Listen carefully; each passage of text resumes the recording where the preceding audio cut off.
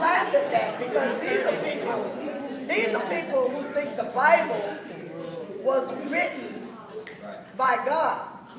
These are the same people who say, you can't ask God no question because it's in the Bible. It's written. But when I say, so I need you to write your sermon, they say, the Spirit, I need the Spirit to lead me. I'm like, the Spirit can't help you write a sermon. So, say something about that, Father. Let me say, you know, there are people who do not use a manuscript when they preach. Martin King didn't, but Martin King wrote out his sermon completely. Right. Completely. Before he, all the sermons are written out, and then he preaches. Right. Well, I not only wrote them out, but I had that manuscript.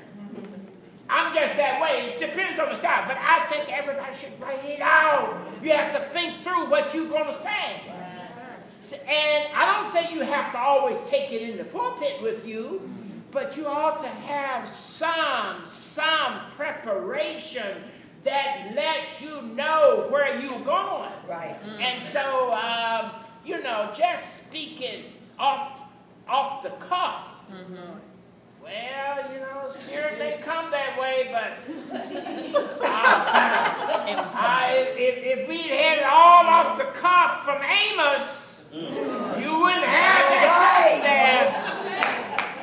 So you need something for the generations to work with. And that's why that printed word is so important. And that's why I do theology. I wanted to work it out. I wanted my legacy to be a legacy of thinking that I could share not only with the people that I'm teaching at Union, but with the world. And if you think about that as your sermons, you don't know. You need to leave your legacy. People need to know what you preach. Because after you finish preaching, I tell you, most people have forgotten about it as you walk out that door.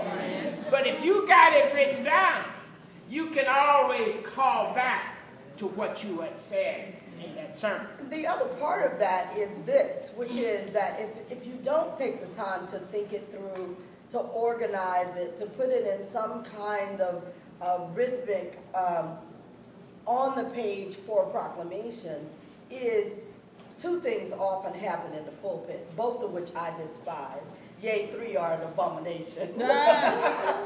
One is you find yourself meandering your way to a point. So people don't have a clue where you're going, and then you kind of doing this, and then you arrive and you've lost somebody on your way to the meandering to that point. That's the first one. The other one is what I call drive-by scripture quoting.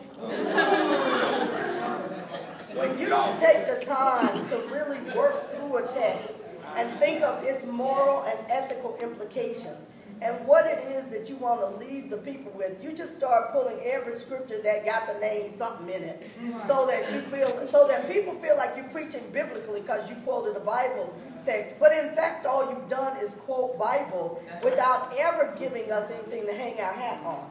So that drive-by scripture quoting is just as dangerous as drive-by shooting, as far as I'm concerned, because it doesn't leave people with anything to work with.